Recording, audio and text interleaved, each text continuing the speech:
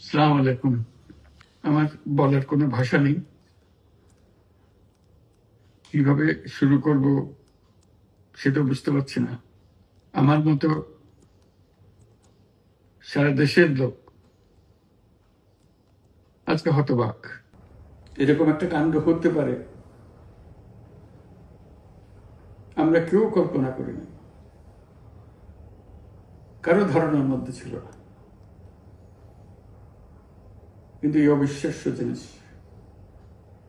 আমাদেরকে হঠাৎ করে গ্রহণ করতে হয়েছে। মাইলস্টোন স্কুল অ্যান্ড কলেজের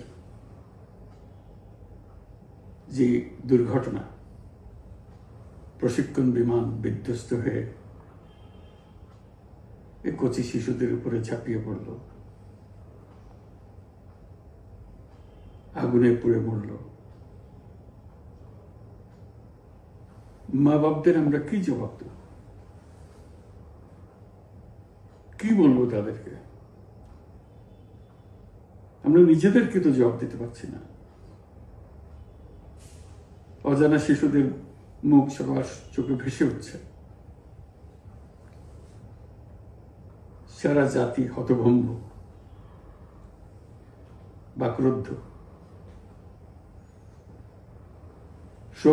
শোকাহত বললে খুব কম বলা হবে। এই দুর্ঘটনার